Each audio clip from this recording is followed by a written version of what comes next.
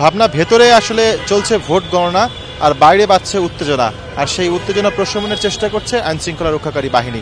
আপনি দেখতে পাচ্ছেন, আমার সহকর্মীকে একটু অনুরোধ করব ডান এবং বাম পাশের পরিস্থিতি দেখানোর জন্য। আমার ডান পাশে যে এলাকাটি রয়েছে সেটি হচ্ছে কার্জন হল হয়ে পুরান ঢাকার দিকে যাওয়ার যে সড়কটি, সেখানে আপনি দেখতে পাচ্ছেন অনেকগুলো মানুষের জটলা। এই পাশে এই জটলা কিন্তু কিছুক্ষণ আগে একটু বেশি ছিল, সেগুলোকে কিন্তু পুলিশ সরিয়ে দিয়েছে। বাসি ফু দিয়ে সরিয়ে দেওয়ার চেষ্টা করছে আইন শৃঙ্খলা রক্ষাকারী বাহিনীর সদস্যরা। একই সাথে এই পুরো এলাকাটিতে কিন্তু এখন বাহিরের যে উৎসুক জনতা তারা অবস্থান করছেন এবং তারা অনেকেই ভিতরে ঢোকার চেষ্টা করছেন। তাদেরকে ভেতরে যাতে না ঢুকতে দেওয়া হয় সেজন্য পর্যাপ্ত সংখ্যক আইন শৃঙ্খলা রক্ষাকারী বাহিনী কিন্তু এখানে মোতায়েন করা হয়েছে। একই সাথে বিশ্ববিদ্যালয়ের যে স্কাউট এবং রেঞ্জার সদস্যরা রয়েছেন, তারা বিএনসিসি সদস্যরা রয়েছেন, তারা কিন্তু সবাইকে আইডি কার্ডটি দেখে তারপরে প্রবেশ করার জন্য অনুরোধ করছেন এবং সেই সুযোগটি দিচ্ছেন। কেউ আইডি কার্ড যাদের নেই তাদেরকে কিন্তু ভিতরে ঢুকতে দেওয়া হচ্ছে না।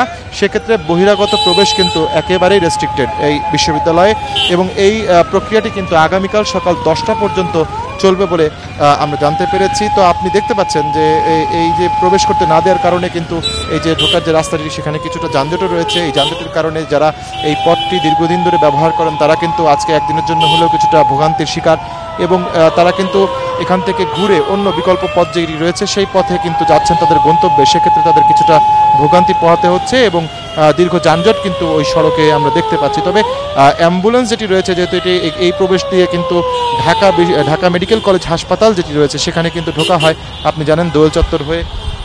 তো এই প্রবেশটি যেহেতু অ্যাম্বুলেন্সের চলাচল বেশি, সেজন্য অ্যাম্বুলেন্সকে শিক্ষার্থীরা ছেড়ে দিচ্ছে এবং অ্যাম্বুলেন্সগুলো স্বাধীনভাবে চলাচল করতে পারছে।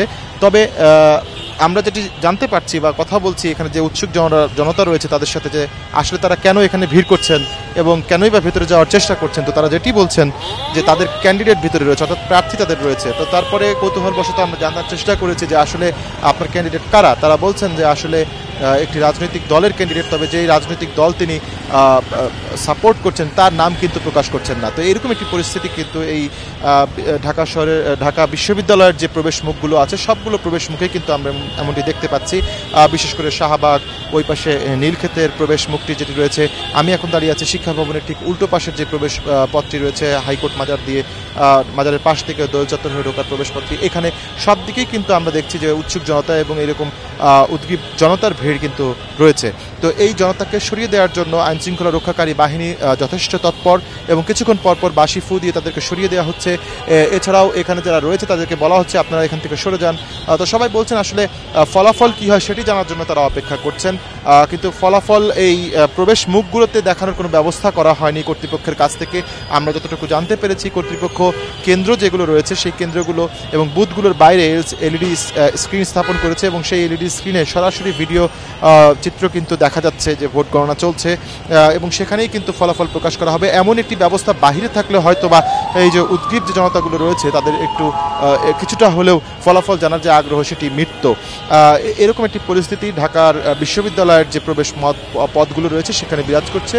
তো ভাবনা এই ছিল আমার কাছে ঢাকা বিশ্ববিদ্যালয় এলাকা থেকে সবশেষ তথ্য।